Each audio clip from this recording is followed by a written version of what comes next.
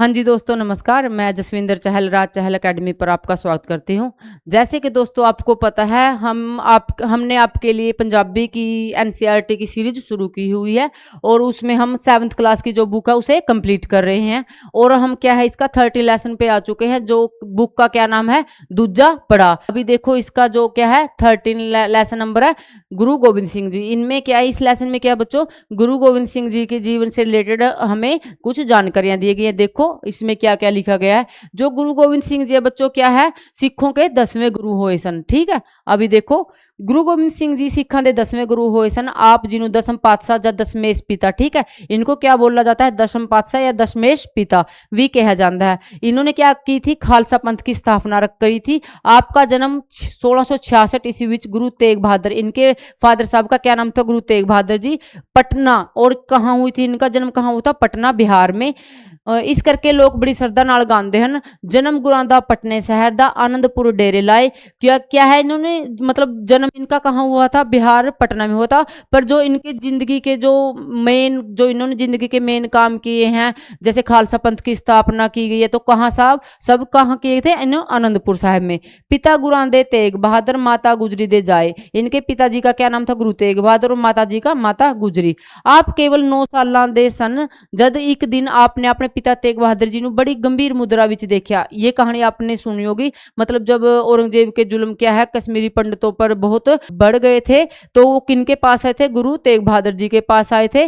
और उन्होंने कहा था भाई तुम्हें क्या समस्या, तो उन्होंने बोला है भाई हमें अपने राज्य मतलब अपने घर बचाने के लिए किसी की सिर के कुर्बानी की जरूरत है। तो गुरु गोविंद सिंह जी की सिर्फ 9 साल के थे उस टाइम। आप उन्होंने बोला था भाई पिताजी आपसे बड़ा दशवेश, तो मतलब आपसे बड़ा महान तो इंसान इस दुनिया में कोई नहीं है।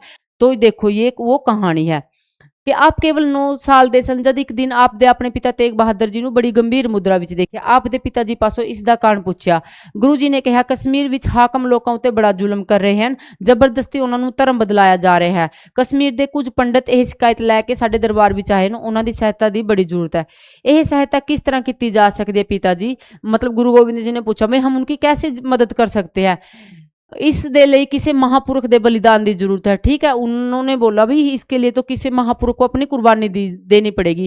तेग बहादुर जी ने गंभीरता नाल उत्तर दिता। यह कह के गुरु तेग बहादुर फिर चुप हो गए। तद बाल गोविंद राय ने कहा, इनका बचपन का क्या नाम था, बाल गोविंद राय। गोविंद सिंह तो जब इन्होंने वो क्या खालसा पंथ की स्थापना की थी, सिंह तो तब लगाया था।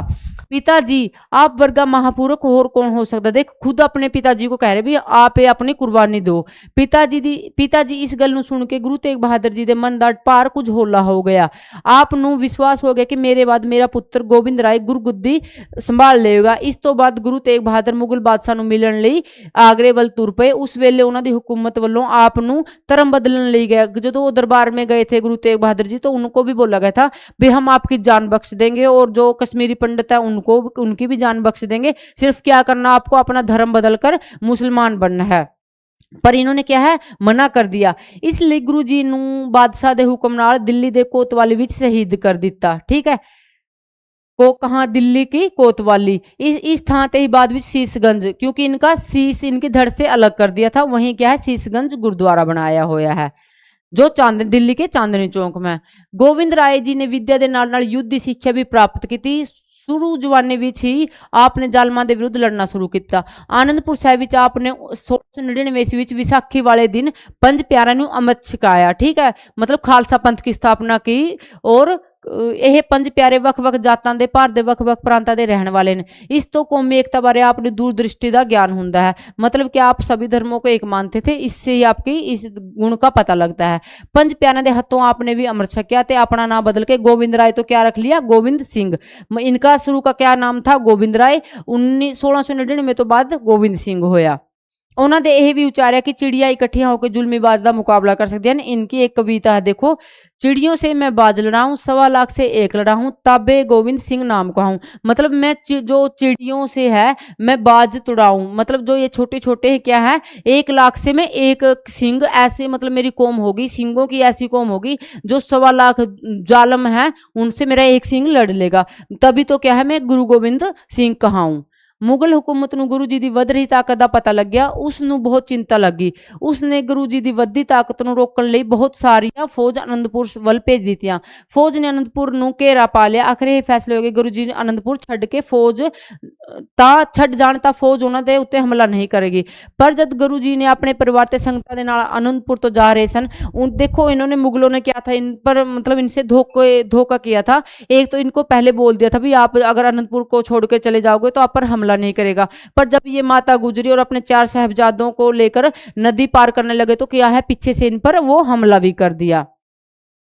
गुरु जी दे कोल बहुत सारे ग्रंथ सन, इन्हां विचों कई ग्रंथ पुराने भारतीय ग्रंथों का अनुवाद सन। बहुत सारे ग्रंथ सरसा नदी, कब कौन सी नदी पार करे थे, ये क्वेश्चन बन सकता है बच्चों। कौन सी नदी पार करते, सरसा नदी विच रुड़ गए। गुरु जी अपने परिवार के कुछ सिखा समेत चमकौर की गढ़ी विच आ गए। इस गढ़ी नूं भी मुगल फौज ने घेर लिया ते बड़ी भारी लड़ाई हुई। गुरु जी के दोवें वड्डे साहबजादे बाबा अजीत ते बाबा जुझार सिंह सारे सिख इत्थे शहीद हो गए। इनके जो 2 बड़े बेटे थे चमकौर की गढ़ी में शहीद हुए थे और 2 छोटों को सरहंद की में मतलब जिंदा ही चुनवा दिया था। आखिर पंत सिख ही गुरु जी के पास रह गए। उन्होंने इकट्ठे होकर बेनती की, गुरु जी रात की हनेरी विच गढ़ी तो बाहर जाके पंथ की अगवाई कर। उन्होंने बोला अगर आप मतलब जिंदे रहोगे तभी तो क्या है सिख कौम दोबारा खड़ी हो सकेगी। गुरु जी ने संगत की बेनती प्रवान कर ली तो गढ़ी तो चले गए। इस तो पता लगता है गुरु जी की जानवाद विच कितना ज्यादा विश्वास रखते हैं। जनवाद मतलब लोगों की बातों पर कितना विश्वास रखते थे, जो मतलब उनके सिख कहते थे वो उनको मान लेते थे। आप गढ़ी विचों निकल के लखी के जंगलों विच हुंदे होए दमदमा साहब पहुंच गए। पर इस लंबी यात्रा के विचाले आपके परिवार को आप तो विछड़ना पाया। ठीक है, दमदमा साहब विच पहुंच गए थे ये। आपके दोवें छोटे साहबजादे बाबा जोरावर अते फतेह सिंह ने दुश्मन ने कब्जे विच कर लिया। हाकम ने उन्होंने अपना धर्म बदलने लिए कहा पर उन्होंने अपना धर्म दे पक्के रहे। हाकम ने उन्होंने निहा विच चिना के सरहंद विच शहीद कर दिता। किथे, सरहंद। बड़े बेटे थे जो चमकौर की गढ़ी में और छोटे सरहंद। इस दी शहीदी की खबर जब गुरु जी ने मिली तां भी आप अडोल रहे। आपने सारे पंथ को अपने बच्चे समझते हुए कह सक मतलब जब उनको पता चला भी उनके 4 बेटे क्या है आपके सिख धर्म पर कुर्बान हो गए तो भी वो अडोल रहे। उन्होंने बोला भाई ये जो सारे सिख है क्या है, ये मेरे बेटे ही तो है। इन पुरातन के शीश पर वार दिए सुत 4 मुए तो क्या हुआ, जीवत कई हजार। मतलब मैंने अपने इन धर्म की रक्षा के लिए अपने 4 बेटे मतलब गुआ दिए, पर क्या हो गया, मतलब 4 गए हैं तो क्या है, मेरे कई बेटे हैं जो अभी जीते हैं। मतलब हजारों के रूप में जो मेरे सिंह हैं वो मेरे साथ खड़े हैं। मुगल फौज ते सरहंद दे सूबेदार दी वधिकिया बारे आपने मुगल बादशाह औरंगजेब नूं एक चिट्ठी लिखी। ठीक है, जिसको बोलते हैं जफरनामा। ये क्वेश्चन आपका जरूर आएगा। मतलब जो गुरु गोविंद सिंह जी ने औरंगजेब को लिखी थी जो चिट्ठी, उसका क्या नाम था, जफरनामा। वो फारसी में थी और जो पूरे मतलब औरंगजेब को उसके मुंह पर एक तमाचा था, उसी के सामने उसी की मतलब वो धर्म की जो उसने धर्म के नाम पर लोगों पर जुल्म किया था उसमें पूरे डिटेल में लिखा था। जफरनामा होता जित दा पत्थर। फिर आपने दक्षिण की यात्रा की थी। दक्षिण विच गुरु जी नाल बंदा बैरागी जो बाद में क्या था बंदा बहादुर दे नाल फेमस होया, जो आपके सिख बनने तो बाद बंदा बहादुर दे नाल प्रसिद्ध होया। गुरु जी ने उसनों अपने 5 तीर दे के उत्तर वल तोड़ दिता ते कुछ समय बाद गुरु जी नांदेड़ विखे परलोक सिधार गए, क्योंकि उनको क्या था, उन पे उनका एक मतलब तीर लगा था, जिस जख्म हो गया था उनकी वजह से वो शहीद हो गए। उस स्थान नु आज गुरुद्वारा हजूर साहब सचखंड। ठीक है बच्चों, उस गुरुद्वारे का क्या नाम है, सचखंड, जो नंदेड़ विखे है। गुरु गोविंद सिंह जी एक महान कवि, संत, सिपाही, देश भगत थे, फकीर, पातशाह सन। गुरु गोविंद सिंह जी क्या थे, एक गुरु होते एक कवि भी थे। इन्होंने बहुत सारे ग्रंथ लिखे थे। वो तो सरसा नदी में मतलब बह गए थे। अभी भी हमारे पास 10म ग्रंथ नाम की और भी बहुत सारी इनकी लिखत है। संत, सिपाही और देश भगत और फकीर, पातशाह थे। ठीक है, ये थे गुरु गोविंद सिंह से संबंधित जो हमारा लेसन था। शब्द एक तो आपको याद रखना है, मतलब औरंगजेब को कौन सा लेटर लिखा था इन्होंने, जफरनामा, जो क्या है और एक ये मतलब इनका सचखंड जहां इनकी शहीद हुए थे, मतलब इनकी आप आखिरी सांस लिए थे, नदेड़ में कौन सा गुरुद्वारा है, सचखंड। और जफरनामा क्या है, जीत दा पत्थर। ठीक है, जफरनामा किसको लिखा था, उसको औरंगजेब को लिखा था। और इसका क्या अर्थ होता है, जीत का पत्थर। ये 2-3 क्वेश्चन बच्चों आपको याद रखने हैं।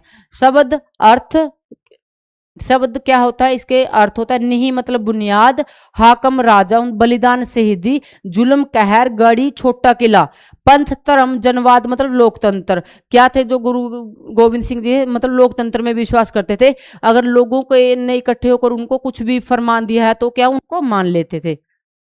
सिखों के 91 गुरु थे, 10वें। माता पिता का नाम तेग बहादुर माता गुजरी अपना बलिदान क्यों दिता, मतलब कश्मीरी पंडितों की रक्षा के लिए। किस पंथ की स्थापना की थी, खालसा पंथ। चार साहिबजादों की शहीदी, 2 चमकौर की गढ़ी में और 2 सरहंद में। राष्ट्रीय एकता ਲਈ गुरु जी की देन अपने शब्दों में लिखो। ये बच्चों आपके exam of point of view से ठीक नहीं। ठीक है बच्चों, तो ये था हमारा लेसन श्री गुरु गोविंद सिंह जी, जो क्या है गुरु गोविंद सिंह जी की एक जीवनी है। और इसमें से जो जो मेन क्वेश्चन है बच्चों मैंने आपको बता दिए। आप इसकी रीडिंग जब भी एक बार लो तो क्या है उनको जरूर टिक साथ के साथ टिक कर लो, ताकि रिवीजन टाइम आपको ज्यादा प्रॉब्लम ना आए। Thank you.